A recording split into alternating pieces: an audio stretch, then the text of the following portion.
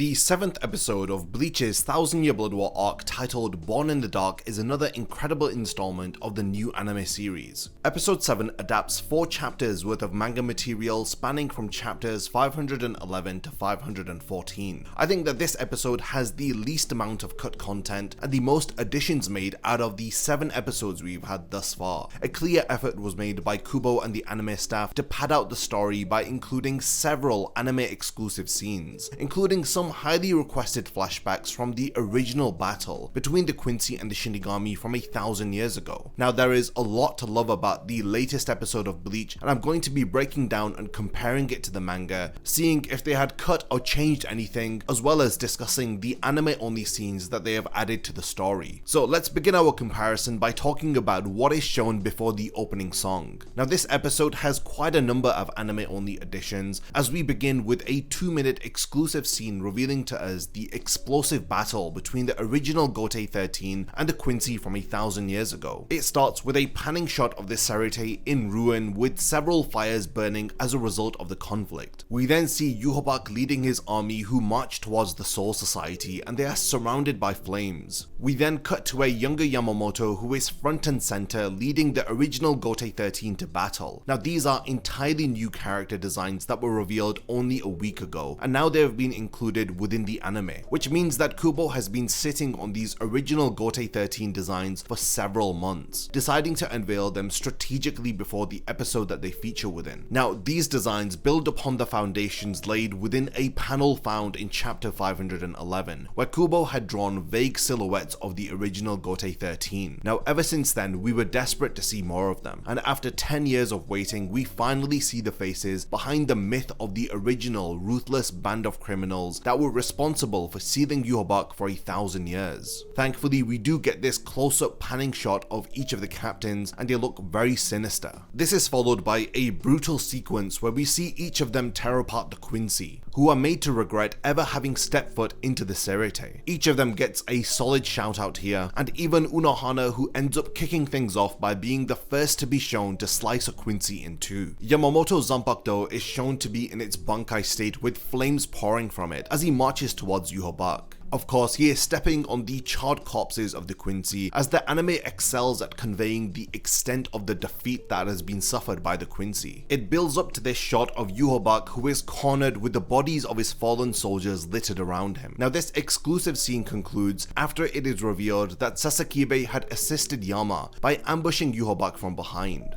And this of course is before Yamamoto delivers the final blow, which ends up sending Yhwach into a 1,000-year-long slumber. Now this was the most impactful introduction out of any of the episodes we have had thus far. Everything from the new material, the visuals and music have all combined to grab your attention and hook you into this episode. This does a fantastic job of building upon the panel found within chapter 511, as we are familiarized with the original battle and we get to actually see each of the original Gotei 13, which is amazing, especially if they will return in some capacity during the continuation of the Bleach manga via a possible Hell arc. After the opening, the episode begins by adapting manga material from the beginning of chapter 511, as we get the flashback of a young Shunsui sneaking into the head captain's office, asking him about the painting on the wall, which depicts Yamamoto in a monstrous form that he had used to defeat Yhwach. Now after Yamamoto is defeated, we are shown the reactions of Ukitake, Hitsugaya, Soifon and Shunsui, but in the manga we only really get to see Ukitake and Shunsui's reaction. When Yhwach questions why Yamamoto didn't have Orihime heal his arm and why he was reluctant to have Ichigo fight on their side against Aizen, we get some more context within the anime via several added flashbacks that are overcast in this pink tone to match up with Yhwach's words. After Yhwach states that the head captain used to be different before, we are shown imagery from the first 2 minutes of this episode where the original Gotei 13 were revealed, instead of this very vague panel that we had within the manga. Now this is by far the biggest benefit of showing the original battle, as we are no longer left wondering what happened back then and how the Gotei 13 had looked back then. There was so much to imagine over the course of the 10 years, as Yhwach had described them to be a group of cold-hearted killers, feared by everyone. The first 2 minutes of this episode just builds upon the speech that's given by Yhwach right before he kills Yamamoto. In addition to the added visuals of the original Gotei 13, we also get an exclusive shot of Yamamoto teaching within the Shinigami Academy, which feels strangely nostalgic. Towards the end of chapter 500 511, when Yhwach calls upon the Soul Dart to destroy what's left of the Soul Society, the anime once again expands upon this moment, as we are given some additional scenes of the soldiers violently taking out the Shinigami and causing more havoc. I think that they had added these scenes so that we are taken to the absolute lowest of lows, just before we get some hope following the arrival of Ichigo. The anime expands upon this one panel within the manga, where we see the splatters of blood in the air with the Shinigami gasping and yelling out in pain. I just think this is a great touch that didn't need to be done, but it shows the attention to detail and the effort that they are going through in order to strategically cut, change, and add content where it is necessary. A panel from the manga is cut from the end of chapter 511, where after Yhwach tells Hashwald that it's over, he says that the Gotei 13 captains are defeated, so it's not going to be long before the Zero Division will show up, so it's best that they start to leave now before they arrive. Now, this mention of Squad Zero is cut from the anime, and instead we are shown additional footage of Ichigo trying to break free from Kilge's prison. This added material expands upon the start of chapter 512, where he yells out for the Shinigami not to disappear and to hold on. After Ichigo arrives within the Serete, the anime shows us reactions from all of the Sternritters and Yhwach, followed by the Shinigami also reacting. In comparison to the manga, we only get to see Yhwach and the Shinigami react here.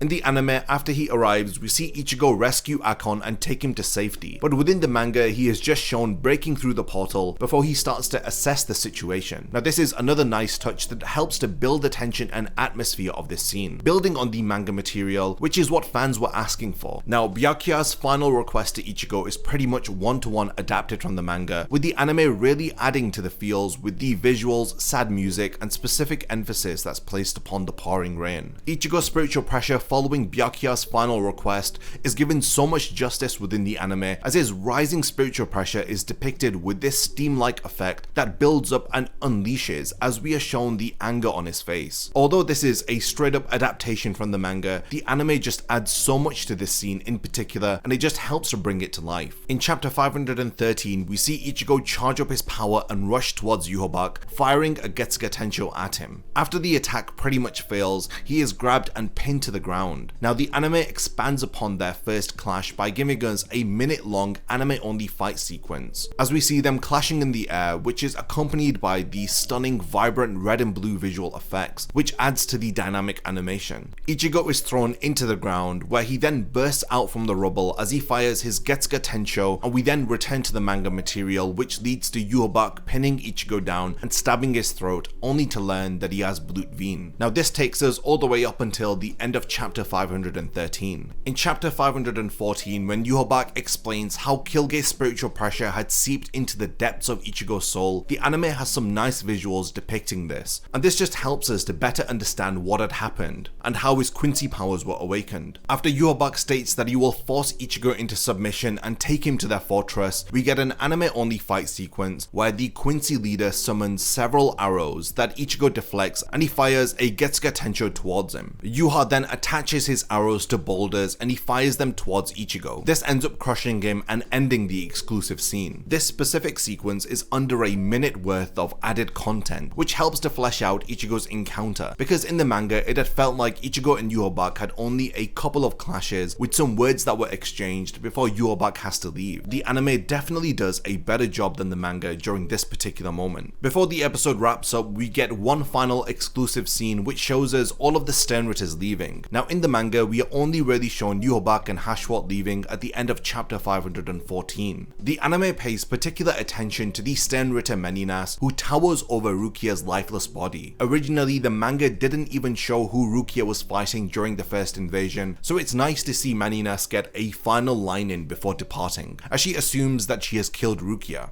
The episode wraps up with Ichigo taking one last stand to stop Yhwach and Hashwat as he charges towards them, only to have his Tensa Zangetsu broken by Hashwat. They leave as the Quincy leader refers to him as a son born in the dark. We then cut to the title card right at the end before the credits start to roll. The end credits also feature an additional surprise as we get to see some more artwork from the recent full-color manga spread that was drawn by Kubo of the original Gotei 13. This is a nice final added touch that helps to build build upon all of the additional material that we had featured within this episode. And now this brings us to the end of episode 7, which adapts all the way up until the end of chapter 514, ending the Quincy's first invasion of the Soul Society. Episode 7 featured many additional scenes, while also faithfully adapting 4 chapters of the manga with very little to no cuts or changes made. The anime definitely tops the manga in this week's episode due to the amount of exclusive material, which is combined with an incredible voice cast, musical score, and some of the most fluid and dynamic animation we've had thus far. Now this was by far one of my favourite Bleach episodes,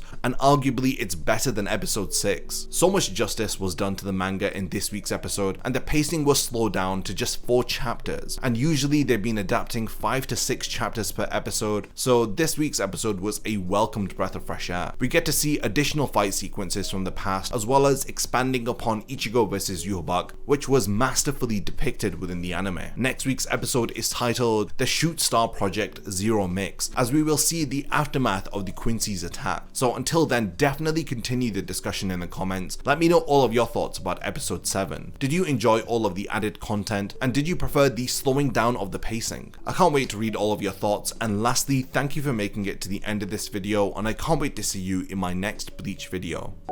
If you enjoy my content, then you can support my channel through Patreon for as little as $1 a month, or even through YouTube by becoming a channel member. You will gain access to exclusive channel perks and a Discord server which I frequently use. So become a member of my Zero Division and be the first to know about my upcoming videos. And once again, thank you for sticking around till the end of the video, and whatever you contribute will mean a lot to me.